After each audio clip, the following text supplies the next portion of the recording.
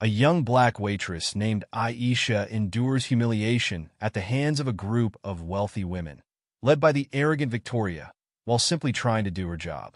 But what these women don't realize is that Aisha's quiet strength and dignity will lead to consequences far beyond what anyone could have imagined. So, how does Aisha's resilience transform the situation? And what surprising turn of events does it lead to? Stick around to find out. But before we dive into the story, comment below where you're watching from today, and if you enjoy this tale, don't forget to subscribe. The Golden Spoon stood as a beacon of luxury in the heart of the city, its gleaming exterior a promise of the opulence within. As the sun dipped below the skyline, casting a warm glow across the bustling streets, the restaurant's doors swung open to welcome its exclusive clientele. Crystal chandeliers twinkled overhead, their light dancing off polished silver and sparkling glassware. The air was thick with the aroma of exquisite cuisine and the soft murmur of refined conversation. Amidst this sea of extravagance, Aisha moved with practiced grace. At 25, she was a study in contrasts. Her simple black uniform a stark counterpoint to the designer labels that adorned the restaurant's patrons. Her dark skin glowed under the warm lighting, and her eyes, bright with determination, scanned the room as she navigated between tables. Aisha's life outside these gilded walls was a world apart. In a small apartment across town, her mother and younger siblings waited for her return. Every step she took on the polished marble floor was a step towards their dreams. A better education for her siblings, a more comfortable life for her mother, and maybe, just maybe, a chance at college for herself. As she refilled water glasses and cleared plates, Aisha's mind wandered to the stack of community college brochures hidden beneath her bed. The weight of her family's hopes rested squarely on her shoulders, driving her to work longer hours and take on extra shifts. Yet, despite the exhaustion that often threatened to overwhelm her, Aisha's smile never wavered. Her kindness was a beacon in the often cold and impersonal world of high-end dining. Aisha called Mr. Thompson, the restaurant manager. Table 12 needs attention. It's Ms. Victoria and her friends. Aisha's heart sank. Victoria Harrington was a regular at the Golden Spoon, known as much for her cutting remarks as for her hefty tips. With a deep breath, Aisha straightened her apron and made her way to the table. Victoria sat at the head of the table, her platinum blonde hair swept into an immaculate updo. Designer sunglasses perched atop her head, despite the dimly lit interior. To her right sat Olivia, whose family owned half the city's real estate. Across from her was Samantha, a former model turned socialite. Rounding out the group was Elizabeth, whose husband's tech company had just gone public. As Aisha approached, the women's laughter died down, replaced by pointed looks and raised eyebrows. Well, Victoria drawled, her voice dripping with feigned sweetness. Look who they've sent to serve us today. How quaint. Aisha forced a smile. Good evening, ladies. Welcome back to the Golden Spoon. May I start you off with some drinks? Olivia snickered behind her hand. Oh, honey, do you even know the difference between a Chateau Margaux and a bottle of $2 Chuck? Aisha's cheeks burned, but she kept her composure. Our sommelier would be happy to assist with wine selections. In the meantime, perhaps some water? Water? Samantha scoffed. Do we look like we're here for a health cleanse? Bring us a bottle of Dom Perignon. You do know what that is, don't you? Swallowing her pride, Aisha nodded. Of course. I'll fetch that right away. As she turned to leave, Victoria's voice stopped her. Oh, and dear, try not to trip over those clumsy feet of yours. We wouldn't want any accidents. The women's laughter followed Aisha as she retreated to the bar. Her hands shook slightly as she relayed the order to the bartender. You okay? He asked, concern etching his features. Aisha nodded, forcing a smile. I'm fine. Just another day at the Golden Spoon, right? As she waited for the champagne, Aisha's mind drifted to her mother's words from that morning. Hold your head high, baby, she had said, straightening Aisha's collar. You're worth more than any of those fancy folks could ever know. With renewed determination, Aisha carefully balanced the ice bucket and flutes on her tray. She wouldn't let these women see her falter. Returning to the table, Aisha began to pour the champagne with practiced precision. The women continued their conversation as if she were invisible. "Did you see what Melissa's daughter wore to the benefit last night?" Elizabeth gossiped. "Absolutely tragic. Some people simply don't know how to dress for these events." Victoria nodded sagely. "It's to be expected, really. You can't buy class, after all." Her eyes flicked meaningfully to Aisha. Aisha's hand trembled slightly, but she managed to pour without spilling a drop. As she finished, Victoria's manicured hand shot out, grabbing her wrist. My, Victoria tooted, examining Aisha's hand.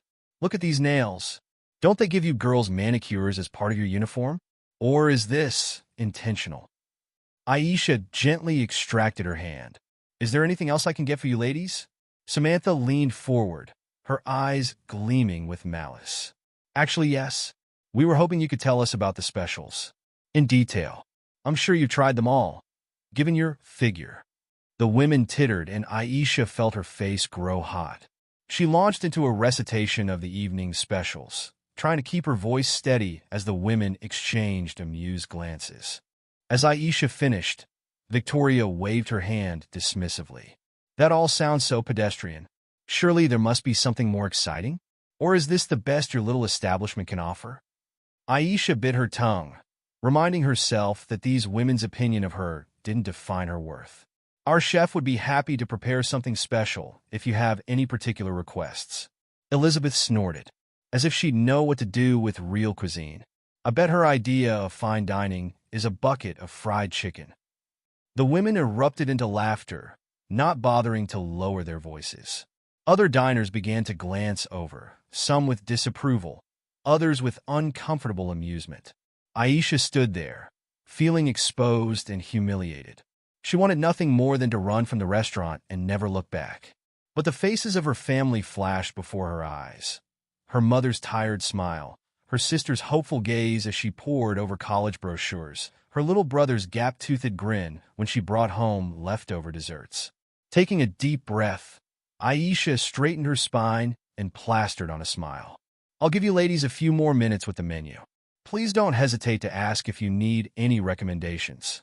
As she turned to leave, Victoria called out, "Oh, and darling, do try to walk a little more gracefully. You're lumbering about like an elephant in a china shop." More laughter followed Aisha as she made her way back to the kitchen. Once out of sight, she leaned against the cool stainless steel counter, fighting back tears. "Hey," a soft voice said. Aisha looked up to see Maria, one of the other waitresses, watching her with concern. "Those hags giving you trouble again?" Aisha managed a weak smile. "Nothing I can't handle."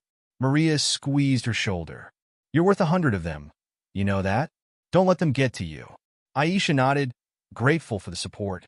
She took a moment to compose herself, then square her shoulders. She had a job to do, and she'd do it with dignity, no matter how these women treated her. As the evening wore on, Victoria and her friends continued their barrage of thinly veiled insults and demeaning comments.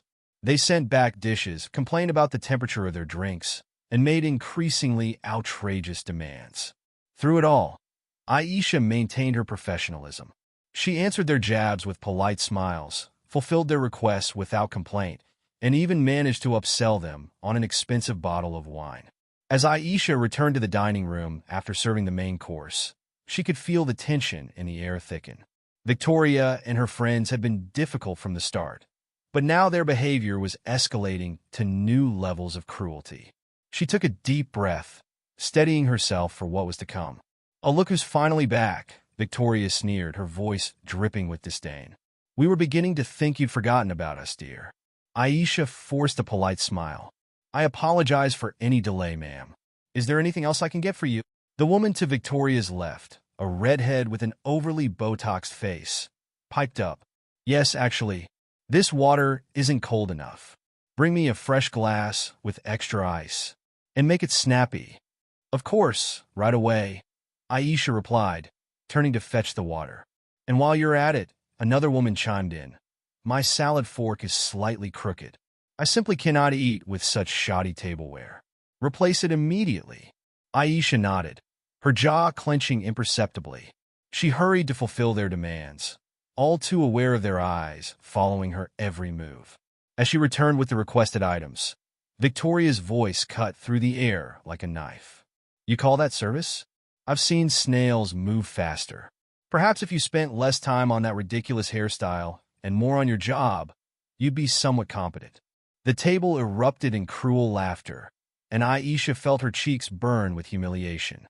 She wanted to snap back, to defend herself, but she knew she couldn't. This job was too important. Instead, she swallowed her pride and asked, "Is there anything else I can do for you ladies?" Victoria's eyes glinted maliciously. "Oh, I'm sure we can think of something. Can't we, girls?" What followed was a barrage of increasingly unreasonable demands. They ordered Aisha to adjust the lighting, complained about non-existent drafts, and sent her back and forth to the kitchen with trivial requests. Each time she returned, they found something new to criticize. "This napkin has a wrinkle. How am I supposed to use this? I asked for my steak well done. This is clearly medium well. Take it back. Are you sure this wine is the right temperature? It tastes off." Aisha did her best to accommodate their requests, all while maintaining her composure. But with each passing moment, she could feel her resolve weakening. The constant barrage of insults and demands was wearing her down, chip by chip. As she was clearing some dishes, the Botoxed redhead accidentally knocked over her water glass. "Oops," she said with faux innocence. "Be a dear and clean that up, won't you?" Aisha bit her lip, kneeling to mop up the spill. As she did, she could hear them whispering and giggling above her. "Look at her down there, where she belongs, if you ask me. I bet she's used to being on her knees. Probably the only position she's good at." Their words stung like physical blows, each one a reminder of the gulf between their worlds. Aisha tried to tune them out, focusing instead on the task at hand. But their laughter seemed to echo in her ears, drowning out everything else. As she stood up, her uniform damp from the spilled water, Aisha caught a glimpse of herself in a nearby mirror. For a moment, she hardly recognized the woman staring back at her. Where was the strong, confident person she'd always prided herself on being? How had she let these women reduce her to this? In that instant, her mother's words came floating back to her. "Never let anyone make you feel less than you are, Aisha," she'd always said. "Your dignity isn't something they can take from you. Only you can give it away." Aisha straightened her back, drawing strength from the memory. She wouldn't let these women break her. She couldn't. But Victoria wasn't done yet. As Aisha approached the table once more, the socialite's eyes narrowed. "You know," she said loudly, ensuring everyone nearby could hear, "I'm beginning to think you're not cut out for this job. Perhaps you'd be better suited to simpler work. Do they need help in the kitchen? I'm sure you'd excel at washing dishes."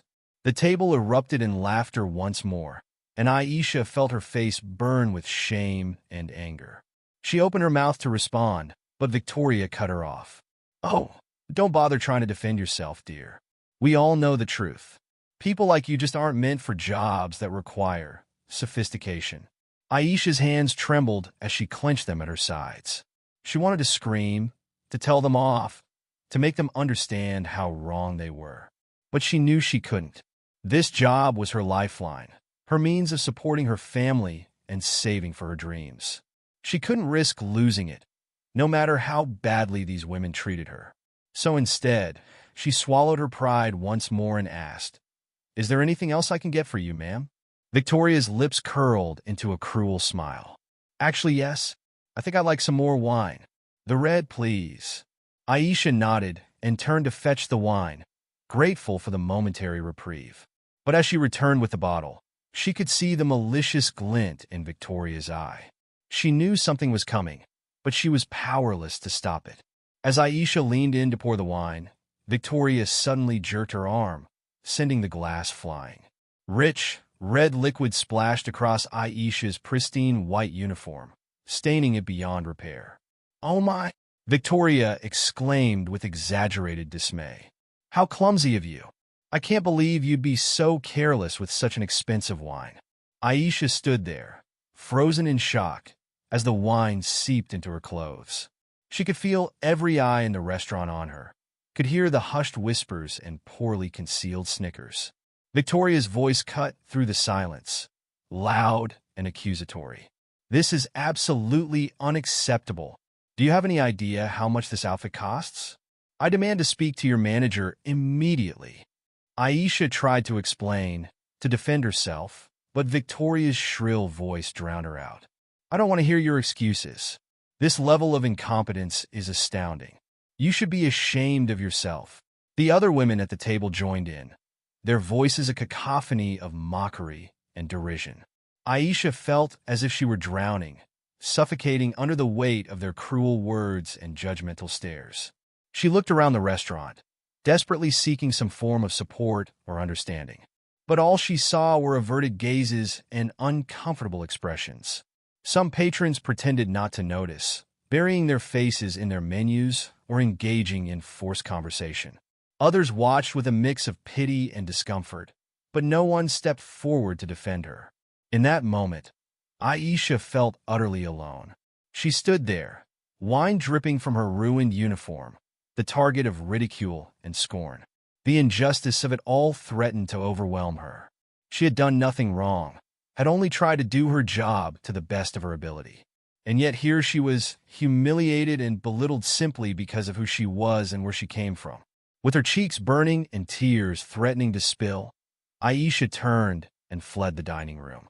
She could hear Victoria's mocking laughter following her, could feel the stares of the other patrons boring into her back.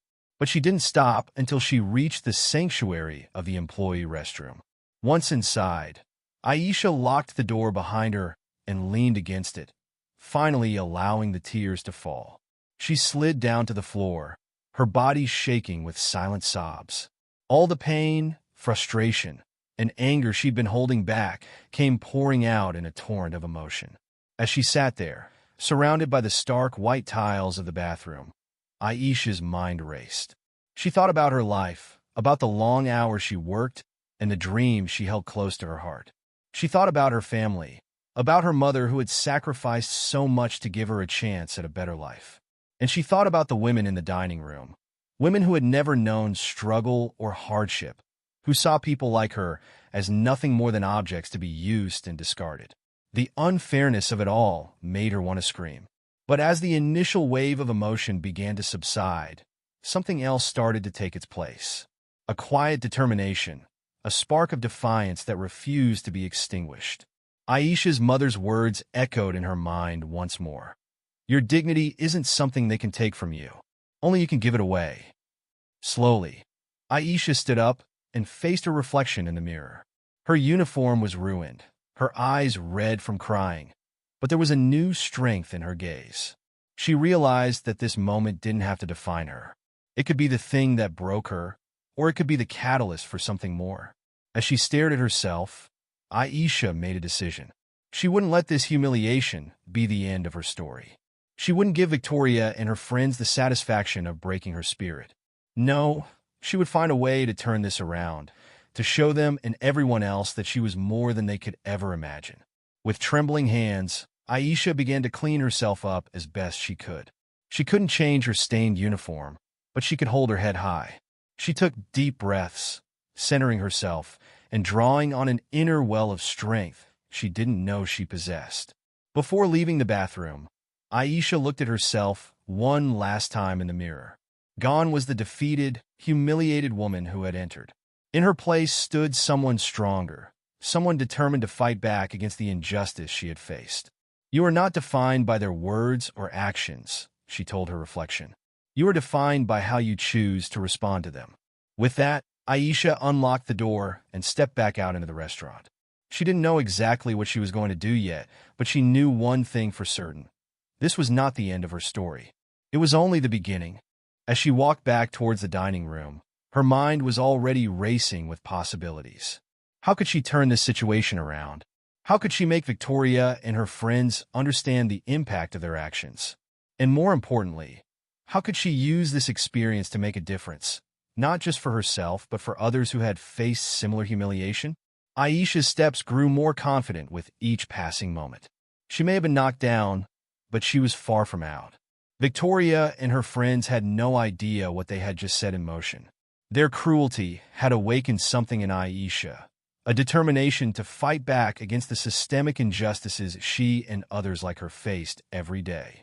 As she pushed open the door to the dining room, Aisha's eyes locked onto Victoria's table. The women were still there, laughing and chatting as if nothing had happened. But this time, instead of fear or shame, Aisha felt a surge of resolve. She straightened her back, lifted her chin, and walked purposefully towards them. She didn't know exactly what would happen next, but she knew one thing for certain. She was done being a victim. From this moment on, she would be the author of her own story. And as she approached the table, a plan began to form in her mind. A plan that would not only teach Victoria and her friends a lesson, but could potentially change the lives of countless others who had been silenced and humiliated. Aisha allowed herself a small, determined smile. They had no idea what was coming. She couldn't change who these women were, but she could change how she reacted to them. More importantly, she realized she had the power to shed light on their behavior and perhaps make a difference for others who face similar treatment. Approaching the table, Aisha plastered on a serene smile. "I apologize for the delay, ladies. Is there anything else I can get for you?" Victoria looked up, surprise flickering across her face at Aisha's composed demeanor. Well, look who decided to grace us with her presence again.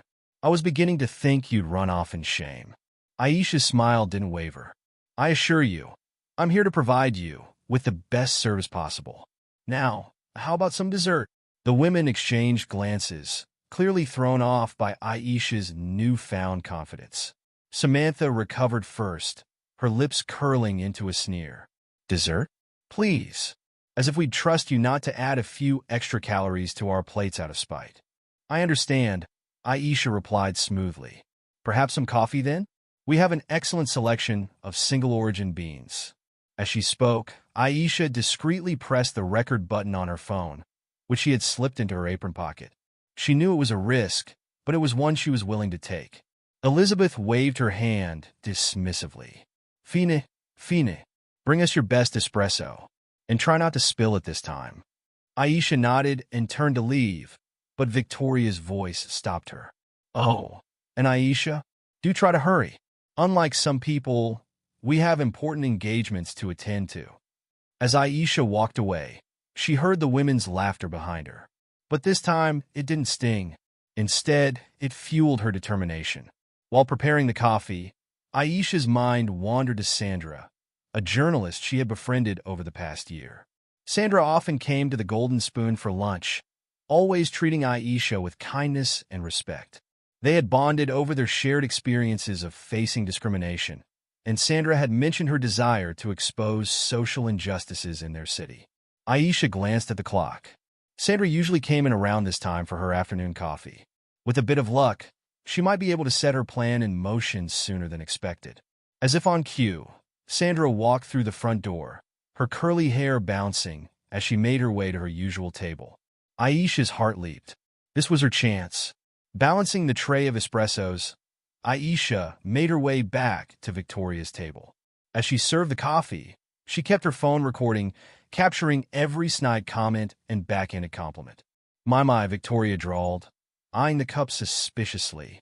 "I'm surprised you managed to carry these without incident. Perhaps there's hope for you yet." Olivia chimed in, her voice dripping with false sweetness. "Yes, who knows? With enough practice, you might even be able to afford to dine at a place like this someday." "Well, maybe the kitchen at least." The women cackled, and Aisha forced herself to maintain her pleasant expression. "Is there anything else I can get for you, ladies?" "Yes, actually," Samantha said, a wicked glint in her eye. "I seem to have dropped my napkin. Be a dear and pick it up for me, won't you?" Aisha knew it was a trap, but she also knew her phone was still recording. Carefully, she bent down to retrieve the napkin, fully aware of the women's eyes on her. "My goodness," Elizabeth stage whispered. "The view from down there must be familiar to her. I hear that's how people like her usually make their money." The table erupted in cruel laughter, and Aisha felt her cheeks burn. But she straightened up, handed Samantha her napkin, and said calmly, "Here you are, ma'am." "Will that be all?" Victoria narrowed her eyes, clearly annoyed by Aisha's unflappable demeanor. "For now, but do stay close." We wouldn't want to have to strain our voices calling for you. As Aisha walked away, she caught Sandra's eye across the restaurant. The journalist raised an eyebrow, sensing that something was amiss. Aisha gave a subtle nod towards Victoria's table, then made her way to Sandra. "Hey, Aisha," Sandra greeted warmly. "Everything okay? You seem a bit tense." Aisha leaned in, keeping her voice low. "Sandra, I need your help. Those women at table 12, they've been horrible. I've been recording their comments, but I don't know what to do next." Sandra's eyes widened, then narrowed with determination. "Say no more. I've been looking for a story like this. Can you send me the recording?" Aisha nodded, quickly forwarding the audio file to Sandra's phone. "What should I do now?" Sandra thought for a moment. "Keep recording if you can. I'm going to make some calls. We might be able to turn this into something bigger than just one bad night at a restaurant." As Aisha returned to her duties, she felt a glimmer of hope. Maybe, just maybe, something good could come out of this horrible experience. Over the next hour, Aisha continued to serve Victoria and her friends, enduring their increasingly cruel comments with a mask of calm. Her phone captured it all: the deliberate spilling of drinks, the loud complaints about her service, the thinly veiled racial slurs. Meanwhile, Sandra worked furiously on her phone, making calls and sending messages. Aisha caught glimpses of her animated conversations, hope growing with each passing minute. As the evening wore on, Victoria's group showed no signs of leaving. They ordered more drinks, each round accompanied by a fresh barrage of insults and unreasonable demands. Aisha lost count of how many times she had to clean up accidental spills or retrieve dropped items from under the table. Finally, as the restaurant began to empty, Victoria signaled for the check. Aisha brought it over, her heart pounding. This was at the moment of truth. As she handed Victoria the leather folder containing the bill, Aisha slipped a small note inside. It read simply, "I hope you've enjoyed your evening. Rest assured, your words and actions have not gone unnoticed." Victoria opened the folder, her eyes scanning the note.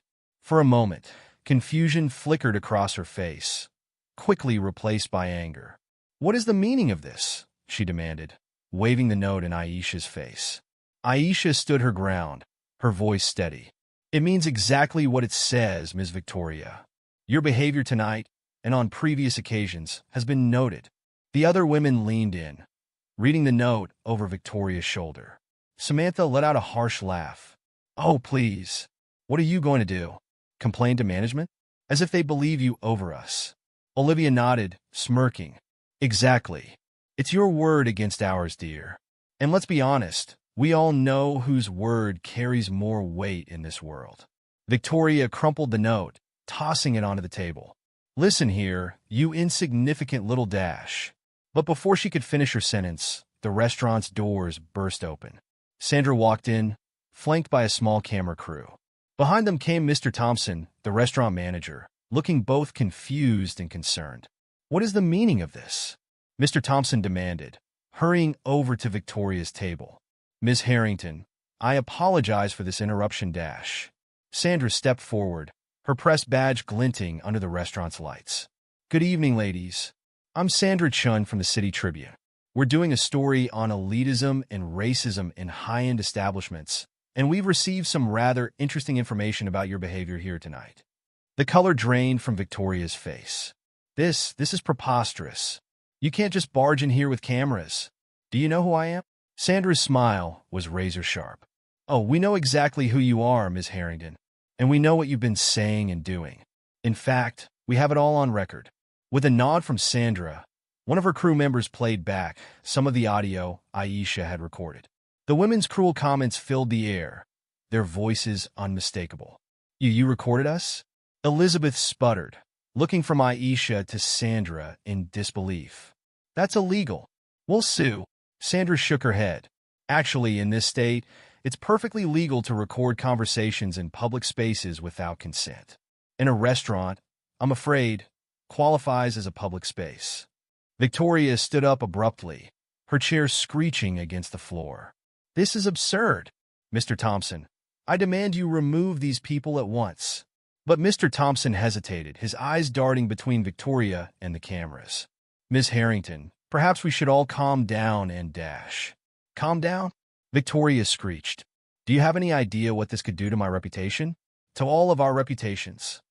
Aisha watched as the scene unfolded, a mix of emotions swirling within her. Part of her felt vindicated, seeing these women squirm under the spotlight they so often shone on others. But another part of her felt a twinge of sadness. How had these women become so cruel, so disconnected from the humanity of others? Sandra turned to Aisha, her expression softening. Aisha, would you like to say anything? This is your chance to speak your truth. All eyes turned to Aisha. For a moment, she felt the weight of their stares, the pressure of the moment. But then she remembered her mother's words, her own newfound strength. She took a deep breath and spoke. I don't want to vilify anyone, Aisha began, her voice steady. What I want is for people to understand that words have power. The way we treat others, especially those we perceive as beneath us, says more about our character than any designer label or social status ever could. She turned to Victoria and her friends, meeting their eyes one by one. I hope that hearing your own words played back to you has given you pause. I hope it makes you think about the impact you have on the people around you. Because at the end of the day, we're all human. We all deserve respect and kindness. A heavy silence fell over the restaurant. Victoria and her friends stood frozen, a mix of shock, anger, and perhaps a glimmer of shame on their faces.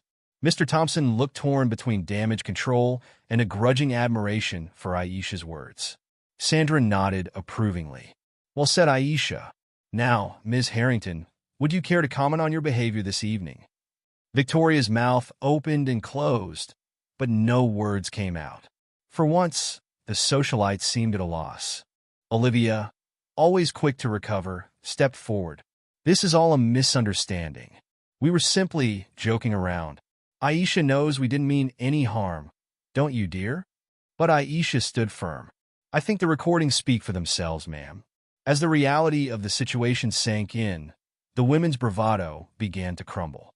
Elizabeth muttered something about calling her lawyer, while Samantha edged towards the exit. Victoria, however, seemed to deflate before their eyes. Her carefully constructed facade of superiority cracked, revealing a glimpse of the insecurity beneath. I didn't realize, she began, then trailed off, unable to finish. Sandra's camera crew captured it all.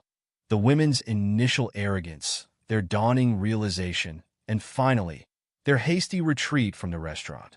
As they fled, Sandra turned to Aisha with a smile. Thank you, Aisha. Your bravery tonight might just change some minds and open some eyes. Are you ready to tell your full story? Aisha nodded, a mixture of exhaustion and exhilaration washing over her. Yes, I think I am. As Sandra began to interview her, Aisha felt a weight lift from her shoulders. She had stood up not just for herself, but for everyone who had ever been made to feel small or unworthy. It wasn't about revenge or humiliation. It was about shining a light on a problem that had been in the shadows for far too long. Mr. Thompson approached Aisha, his expression a mix of concern and admiration. Aisha, I had no idea. I'm so sorry you've had to endure this. Please know that this kind of behavior won't be tolerated in my restaurant. Not from anyone. Aisha smiled, grateful for his support. Thank you, Mr. Thompson. I hope this can be a turning point, not just for me, but for all of us. As the night wound down and the camera crew packed up their equipment, Aisha found herself alone in the now quiet restaurant. She looked around at the gleaming surfaces and expensive decor, seeing it all with new eyes. This place that had been the site of so much pain and humiliation now felt different, like a battlefield where she had finally claimed victory. But it wasn't just about winning, Aisha realized. It was about changing the narrative, about showing that dignity and strength could come from unexpected places. As she hung up her apron and prepared to leave, Aisha felt a sense of purpose she had never experienced before. Tomorrow would bring new challenges, she knew. There would be fallout from tonight's events, questions to answer, and possibly even more obstacles to overcome. But for the first time in a long while, Aisha felt ready to face whatever came her way. She stepped out into the cool night air, taking a deep breath. The city lights twinkled around her, full of possibility. Aisha squared her shoulders and began her walk home, her head held high. She had turned the tables tonight, not just on Victoria and her friends, but on the very system that had tried to keep her down. As she walked, Aisha's mind drifted to her family, to her mother's wisdom, her siblings' dreams. She couldn't wait to share this moment with them, to show them that standing up for oneself could lead to real change. And perhaps, Aisha thought with a small smile, this was just the beginning. Maybe her story could inspire others to speak up, to challenge the status quo. Maybe, just maybe, she could be part of something bigger than herself. With each step, Aisha felt stronger, more determined. The path ahead was uncertain, but she was ready to walk it with courage and grace. After all, she had learned the most valuable lesson of all, that true power comes not from wealth or status, but from the strength of one's character and the courage to stand up for what's right. As Aisha disappeared into the night, the city hummed around her, unaware that a small but significant shift had occurred. In one corner of this vast metropolis, a young woman had refused to be silenced, and in doing so, had set in motion a chain of events that just might change things for the better. The story of the black waitress and the rich women was far from over. In fact, it was just beginning, and Aisha, with her newfound voice and unwavering spirit, was ready to write the next chapter. The morning after the confrontation at the Golden Spoon, Aisha woke to the incessant buzzing of her phone. Bleary-eyed, she reached for it, expecting to see her usual morning alarm. Instead, she found a flood of notifications, missed calls, text messages, and social media alerts. For a moment, confusion clouded her mind. Then, the events of the previous night came rushing back. The cruel comments, the spilled wine, the hidden recording, and finally, Sandra's dramatic entrance with the camera crew. Aisha sat up in bed, her heart racing as she began to scroll through the notifications. The first thing she saw was a text from Sandra. Aisha, the story's gone live. Brace yourself, it's spreading like wildfire. With trembling fingers, Aisha opened her social media apps. Her eyes widened as she saw her name trending, accompanied by hashtags like #JusticeForAisha and #StandAgainstElitism. The video of last night's confrontation, skillfully edited by Sandra's team, had been shared thousands of times overnight. As Aisha scrolled through the comments, she felt a mix of emotions wash over her. There was overwhelming support, people praising her courage, sharing their own stories of workplace discrimination, and calling for action against Victoria and her friends. But there was also an undercurrent of negativity, some accusing her of playing the victim, others defending the rich women's right to speak their minds. A knock on her bedroom door jolted Aisha from her digital trance. "Aisha, are you awake?" Her mother's voice was tinged with concern. "Come in, Mama," Aisha called out, her voice shakier than she'd intended. Her mother entered, worry etched on her face. "Baby, what's going on?" "Your phone's been ringing nonstop, and there are reporters outside our building." Aisha patted the bed beside her, inviting her mother to sit. "Mama, remember how I told you about those mean women at the restaurant? Well, something happened last night." Over the next hour, Aisha recounted the events of the previous evening to her mother, showing her the viral video and the flood of responses. Her mother listened in silence, her expressions shifting from shock to anger to pride. When Aisha finished, her mother pulled her into a tight embrace. "Oh, my brave girl," she whispered, her voice thick with emotion. "You've always been strong, but this is something else. I'm so proud of you." Aisha felt tears prick her eyes. "I was so scared, Mama. I still am. What if I lose my job? What if Victoria and her friends sue me?" Her mother pulled back, cupping Aisha's face in her hands. "Listen to me. You did nothing wrong. You stood up for yourself and for everyone who's ever been treated like they're less than human. Whatever comes next, we'll face it together." Just then, Aisha's phone buzzed with an incoming call. It was Mr. Thompson, the restaurant manager. Aisha's heart leaped into her throat as she answered. "Aisha," Mr. Thompson's voice was grave. "I need you to come to the restaurant as soon as possible. We have a situation to discuss." As Aisha made her way to the Golden Spoon, she couldn't help but notice the stares and whispers that followed her. Some people smiled encouragingly, while others quickly averted their gaze. It seemed the whole city was talking about her. Outside the restaurant, a small crowd of reporters had gathered. Aisha slipped in through the back in trance, her heart pounding. What awaited her inside? Would she be fired? Sued? To her surprise, she found not just Mr. Thompson waiting for her, but also the restaurant's owner, a stern-looking woman named Mrs. Carlyle. Aisha's stomach dropped. "Aisha," Mrs. Carlyle began, her tone unreadable. "We've called you here to discuss last night's incident." Aisha straightened her spine, ready to defend herself. But before she could speak, Mrs. Carlyle continued. "What happened to you was unacceptable. We want you to know that we stand behind you completely." Aisha blinked, stunned. You do?" Mr. Thompson nodded. "We've been fielding calls all morning, from customers threatening to boycott us if we don't support you, from other employees sharing similar experiences, even from legal teams offering their services pro bono." Mrs. Carlyle leaned forward. "Aisha, we'd like to offer you a promotion. We want you to help us develop a comprehensive anti-discrimination training program for all our staff and customers. Your experience and insight would be invaluable." Aisha felt overwhelmed. This was the last thing she'd expected. I don't know what to say." "Say yes," Mr. Thompson urged. "Help us make the Golden Spoon a place where everyone is treated with respect, regardless of their background or position." As Aisha left the restaurant, her head spinning with the unexpected turn of events, her phone buzzed again. This time, it was a number she didn't recognize. "Hello," she answered cautiously. "Is this Aisha Williams?" a crisp voice asked. "Yes, it is. This is Janelle Roberts from Channel 7 News. We'd like to invite you for an exclusive interview about your experience." Over the next few days, Aisha's life became a whirlwind of interviews, meetings, and messages of support.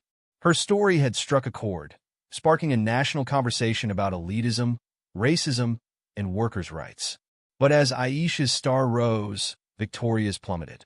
The socialite, once a darling of high society, found herself at the center of a storm of public outrage. Her social media accounts were flooded with angry comments. Her business partners distanced themselves, and invitations to elite events suddenly dried up. Victoria's initial response, a carefully worded statement from her publicist expressing regret for any misunderstanding, only fueled the fire. The public saw through the non-apology, and the backlash intensified. One afternoon, as Aisha was leaving a television studio after another interview, she received a call from an unexpected source. Olivia, one of the women who had been with Victoria that night. "Aisha." Olivia's voice was hesitant, a far cry from her usual haughty tone. I wanted to apologize. What we did to you was inexcusable. I've been doing a lot of thinking, and I realize now how horrible we were." Aisha listened in silence, her emotions a complex mix of anger, vindication, and a small glimmer of hope for change. "I know saying sorry isn't enough," Olivia continued, "but I want you to know that I'm truly, deeply ashamed of my behavior. If there's anything I can do to make amends..." Aisha took a deep breath. "Thank you for apologizing, Olivia. It means a lot to hear that. But you're right. Sorry isn't enough. If you really want to make amends, start by examining your behavior and biases. Educate yourself about the experiences of people different from you, and use your privilege to make a positive difference." There was a pause on the other end of the line. Then, "You're right. I will. Thank you, Aisha, for everything." As the days turned into weeks, Aisha found herself thrust into a role she'd never imagined, that of an advocate and spokesperson. She received invitations to speak at conferences, universities, and even before a congressional committee on workplace discrimination. At first, the attention was overwhelming. Aisha was used to blending into the background, to being overlooked. Now, suddenly, people were hanging on her every word. But as she shared her story again and again, she found her voice growing stronger, her message clearer. One evening, as Aisha was preparing for yet another speaking engagement, she received a call from Sandra. "Aisha, have you seen the news?" Sandra's voice was excited. Victoria just announced she's stepping down from her company's board of directors. She's also pledged a significant donation to organizations fighting workplace discrimination. Aisha sat down, stunned. Wow, I never thought. It's all because of you, Aisha, Sandra said warmly. You started a movement. People are talking about these issues in a way they never have before. As Aisha digested this news, an idea began to form in her mind. An idea that had been growing for weeks, nurtured by the stories she'd heard from countless others who'd faced similar discrimination. The next day, Aisha called a press conference. Cameras flashed and reporters jostled for position as she stepped up to the microphone. Good morning, Aisha began, her voice steady. Over the past few weeks, I've had the privilege of hearing from people all over the country who've faced discrimination and humiliation in their workplaces. Today, I'm excited to announce the creation of the Dignity at Work Foundation. A murmur ran through the crowd as Aisha continued. This foundation will provide support, legal aid, and career development opportunities for workers who've faced discrimination.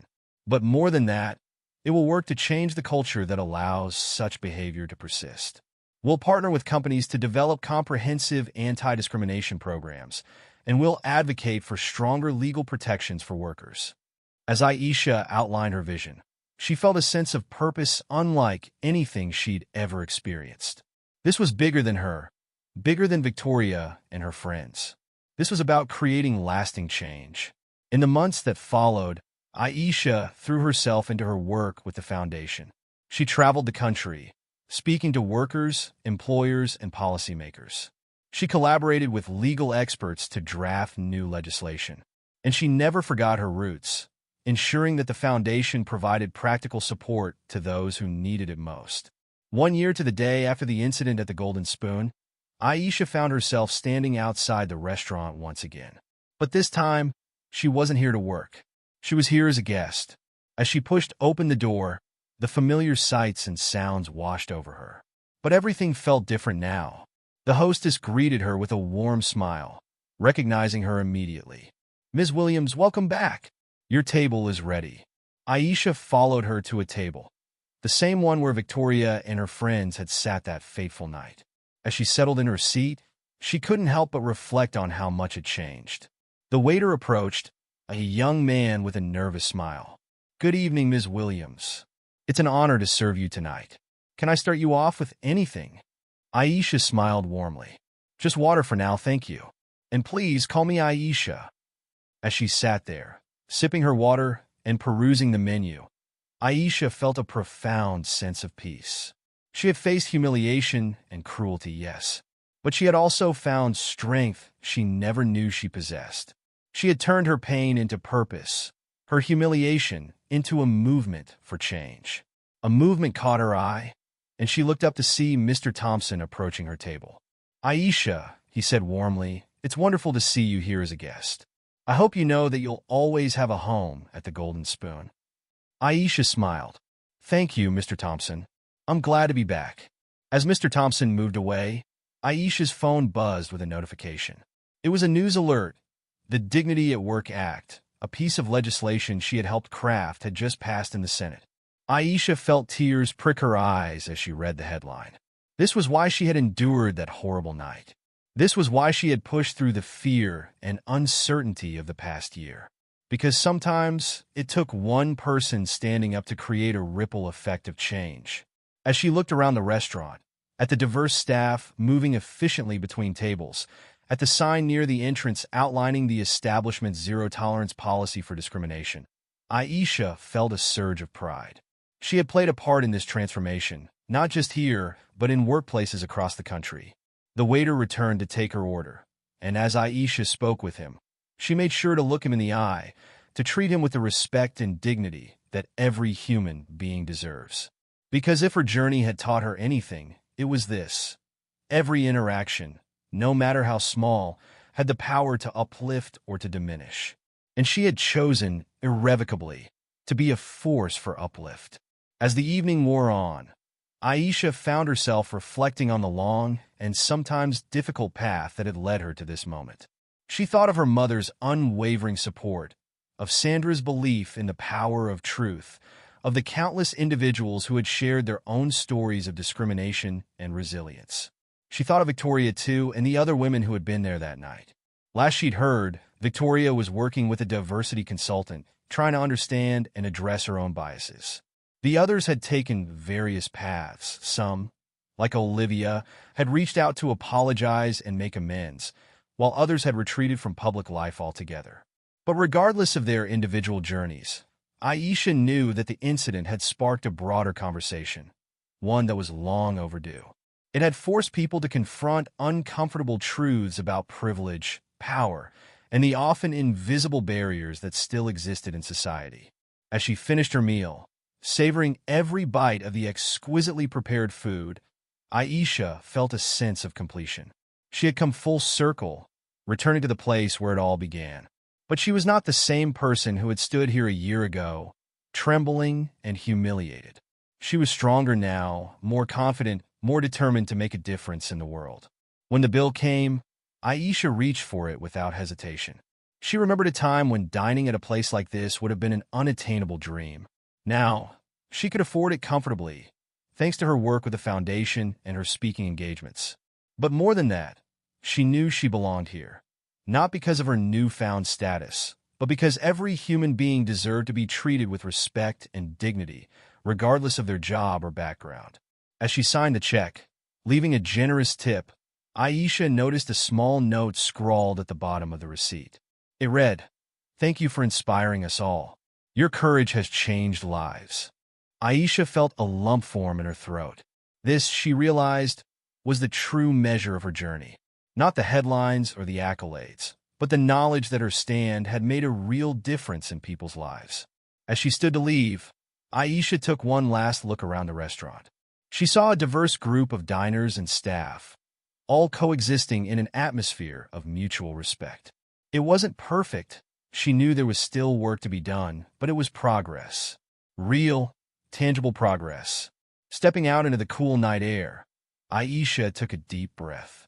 The city stretched out before her, a landscape of challenges and opportunities. She didn't know exactly what the future held, but she knew one thing for certain. She would face it with courage, grace, and an unwavering commitment to justice.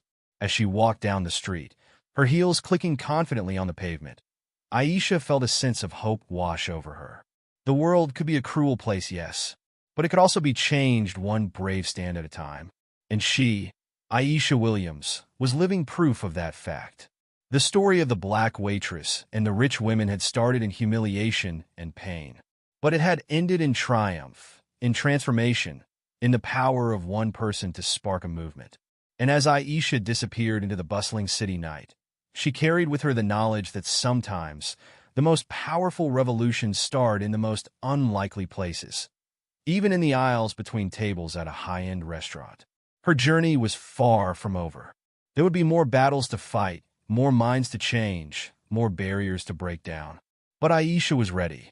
She had found her voice, her purpose, her power. And she would use them all to continue the work she had started, to build a world where dignity and respect were not privileges reserved for the few, but rights guaranteed to all. As the lights of the Golden Spoon faded behind her, Aisha smiled to herself. She had entered that restaurant a year ago as a waitress, unseen and unappreciated. She had left it tonight as a leader, an inspiration, a force for change. And in that transformation lay a powerful message for anyone who had ever felt small or powerless. You are stronger than you know. Your voice matters. And with courage and perseverance, you can change not just your own life, but the world around you. With that thought buoying her spirit, Aisha walked on into the night, ready to face whatever challenges tomorrow might bring. Because she knew now, beyond any doubt, that she had the strength to overcome them all. 2 years had passed since that fateful night at the Golden Spoon, and Aisha Williams' life had transformed in ways she could never have imagined. The Dignity at Work Foundation had grown from a fledgling idea into a powerful force for change, with offices in major cities across the country. Aisha, once a struggling waitress, was now a respected advocate, her name synonymous with workplace equality and justice. On a crisp autumn morning, Aisha stood before the mirror in her modest but comfortable apartment, adjusting her blazer. She barely recognized the woman staring back at her, confident, poised, with a fire in her eyes that spoke of determination and purpose. As she prepared for another day of meetings and speaking engagements, her phone buzzed with a notification.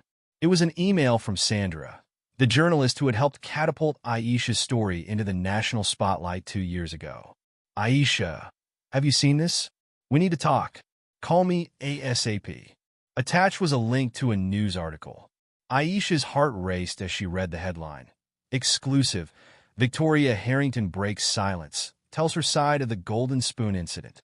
For a moment, Aisha felt as if the ground had shifted beneath her feet.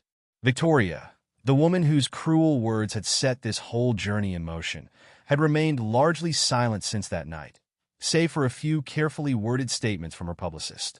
What could she possibly have to say now?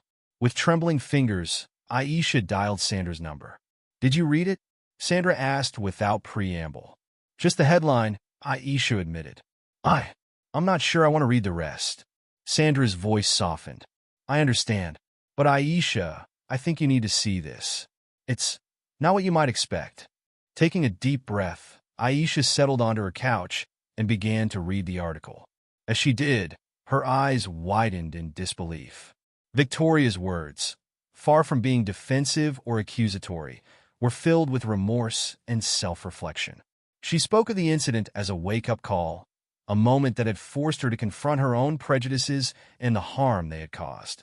"I was raised in a bubble of privilege," Victoria was quoted as saying. "I never had to consider the struggles of others, and I allowed that ignorance to turn into cruelty. What I did to Aisha Williams that night was inexcusable, and it's something I'll regret for the rest of my life." The article went on to detail Victoria's journey over the past 2 years, how she had sought therapy to address her biases, volunteered at community centers in underprivileged neighborhoods, and used her considerable resources to fund scholarships for minority students. "I can never undo the hurt I caused," Victoria concluded, "but I can dedicate my life to making amends and working towards a more just and equitable society. And I owe that all to Aisha Williams. Her courage in standing up to me opened my eyes and changed my life." As Aisha finished reading, she realized her cheeks were wet with tears. She had never expected this, had never even allowed herself to hope for such a profound change in Victoria. "Aisha, are you still there?" Sandra's voice brought her back to the present. "Yes, I'm here," Aisha said softly. I don't know what to think." "Victoria's publicist reached out to me," Sandra revealed. "She wants to meet with you, Aisha, to apologize in person and discuss how she can support the foundation's work."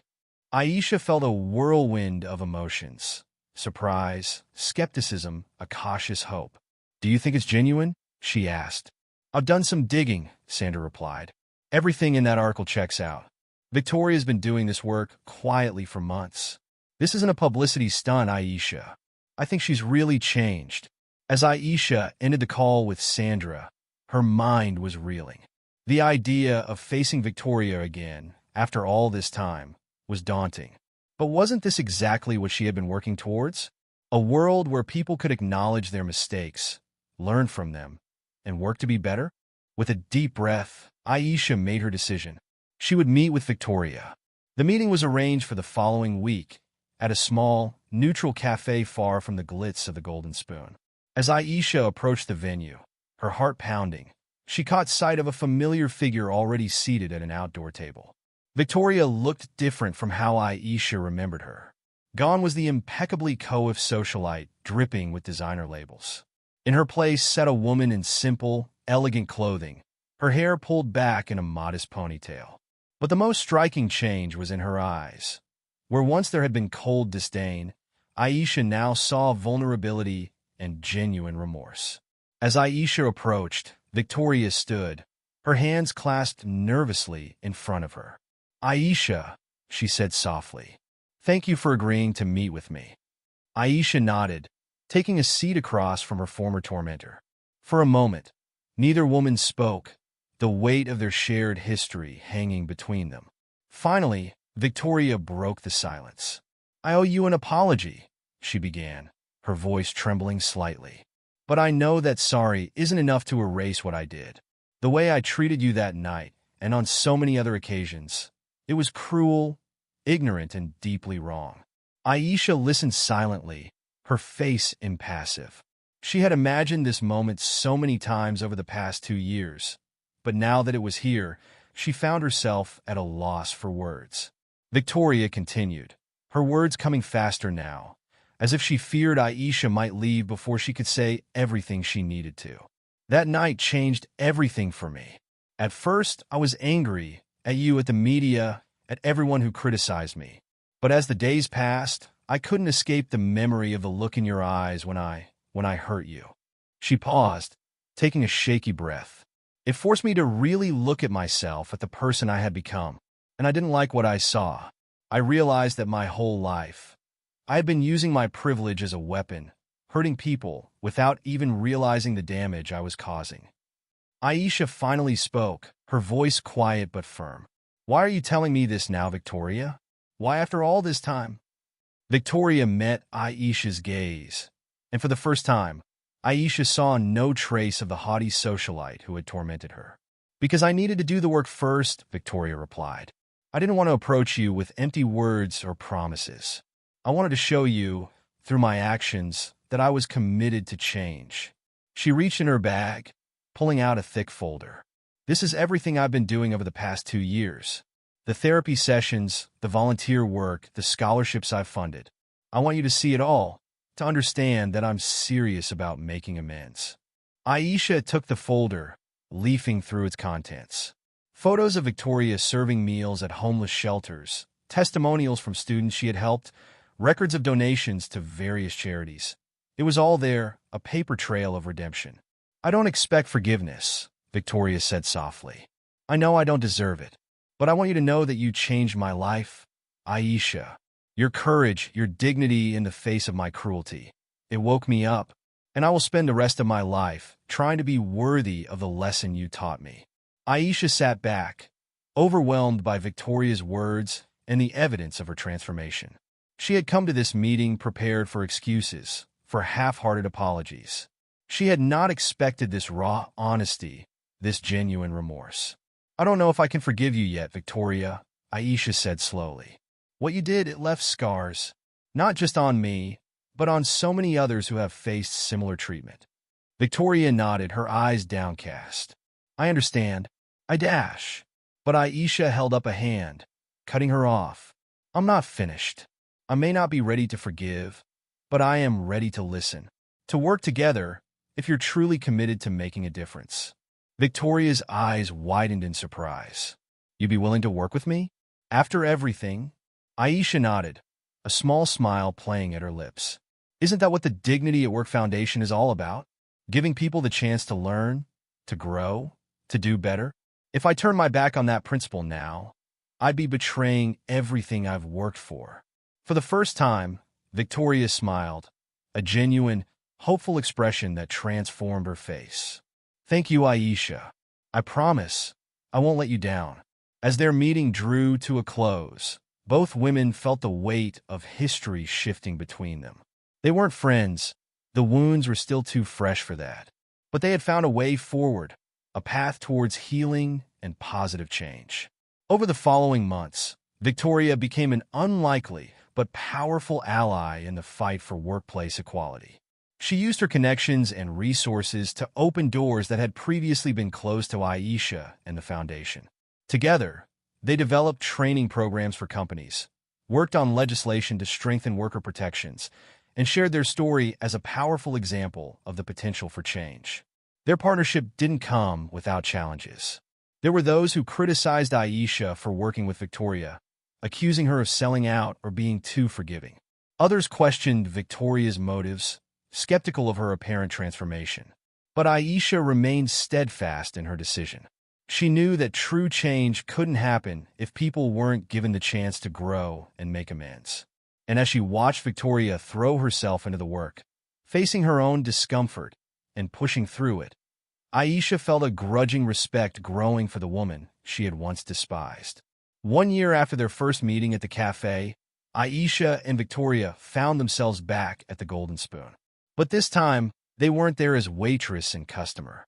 They were there to launch a new initiative, a comprehensive training program for the hospitality industry designed to combat discrimination and promote equality at all levels. As they stood side by side, addressing a room full of restaurant owners, managers, and staff, Aisha couldn't help but marvel at the journey that had brought them to this point. 2 years ago, I stood in this very restaurant, feeling powerless and humiliated. Aisha began, her voice strong and clear. Today, I stand here as a reminder that no one is powerless, that every voice matters, and that standing up for your dignity can create waves of change that reach far beyond yourself. She glanced at Victoria, who nodded encouragingly.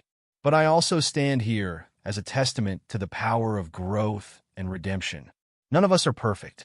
We all have biases, blind spots, and mistakes in our past. What matters is how we choose to move forward, whether we're willing to confront our flaws, learn from them, and work to be better. Victoria stepped forward, her voice humble but determined. I was the villain in Aisha's story, she admitted.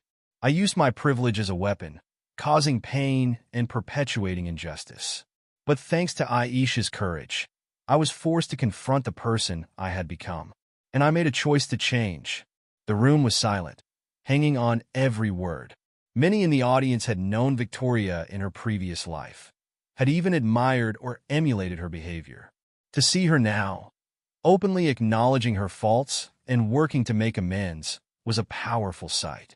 The program we're launching today isn't just about rules and regulations, Aisha continued.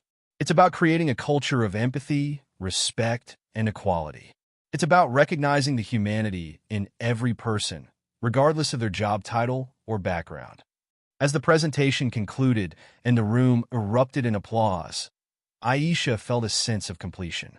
The journey that had begun with humiliation and pain had led to this moment of triumph and hope. But even as she basked in the success of the event, Aisha knew that their work was far from over. There were still battles to be fought, minds to be changed, systems to be dismantled and rebuilt. As the crowd began to disperse, Aisha felt a tap on her shoulder. She turned to find Mr. Thompson, the restaurant manager who had supported her from the beginning. "Aisha," he said, his eyes shining with pride, "I just wanted to say thank you. What you've done not just for this restaurant, but for the entire industry, it's incredible." Aisha smiled warmly. "Thank you, Mr. Thompson. But I couldn't have done it without allies like you who were willing to listen and take action." As she made her way through the restaurant, Aisha was struck by how different it felt now. The opulent decor was the same, but the atmosphere had changed. She saw a diverse staff moving confidently between tables. Noticed the way customers interacted respectfully with their servers. It wasn't perfect. Change never is, but it was progress. Real, tangible progress. Outside, the sun was setting, casting a warm glow over the city. Aisha paused on the sidewalk, taking a moment to absorb the magnitude of the day. "Aisha," Victoria's voice came from behind her. "Are you all right?" Aisha turned, offering a small smile. "Yes, I'm fine. Just reflecting." Victoria nodded, understanding in her eyes. "It's been quite a journey, hasn't it?" "That it has," Aisha agreed. She studied Victoria for a moment, marveling at how far they had both come.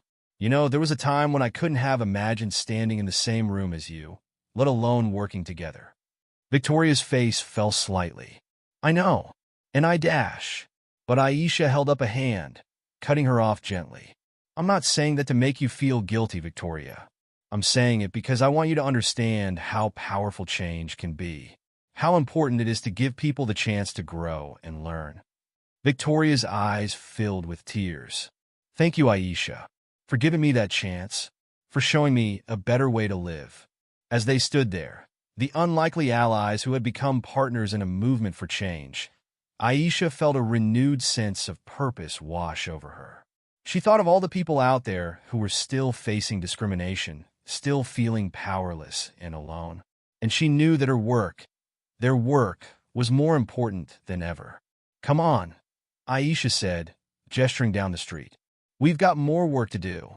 As they walked away from the Golden Spoon, side by side, Aisha reflected on the twists and turns that had brought her to this moment. From a struggling waitress to a national advocate, from a victim of cruelty to a catalyst for change. Her journey had been extraordinary. But what struck her most was the realization that change was possible. That even the deepest wounds could heal, that the most entrenched biases could be overcome. It wasn't easy, and it didn't happen overnight. But with courage, perseverance, and a willingness to do the hard work, transformation was possible. As the city bustled around them, Aisha and Victoria continued their walk, discussing plans for their next initiative. They were an unlikely pair, the former waitress and the reformed socialite. But together, they represented hope. Hope for a world where dignity and respect were not privileges, but rights afforded to all. And as they disappeared into the crowd, their voices animated with plans and possibilities, Aisha knew that this was just the beginning. There would be more challenges to face, more battles to fight. But she was ready. They were ready. Because sometimes the most powerful changes start in the most unexpected places. And sometimes the most unlikely partnerships can create the most extraordinary transformations. The story of Aisha and Victoria, of the Golden Spoon and the Dignity at Work Foundation, would continue to inspire and challenge people for years to come. It was a reminder that no one is beyond redemption, that every voice matters, and that with courage and determination, one person really can change the world. As night fell over the city, Aisha looked up at the stars twinkling in the sky. She thought of her mother's words from so long ago. Hold your head high, baby. You're worth more than any of those fancy folks could ever know. She had held her head high. She had shown her worth. And in doing so, she had not only changed her own life, but had set in motion a wave of change that would ripple out far beyond herself. With a smile, Aisha quickened her pace, ready to face whatever challenges tomorrow might bring. Because she knew now, beyond any doubt, that she had the strength to overcome them all. And more importantly, she had the power to help others find their strength too. The night was full of possibilities, and Aisha Williams was ready to seize them all. What would you have done if you were in Aisha's position after standing up to those wealthy women? Have you ever faced similar treatment at your workplace? If you enjoyed this story, please consider subscribing to my channel. I put a lot of time and effort into crafting these impactful narratives, and your support truly means the world to me. Thank you for being a part of this journey.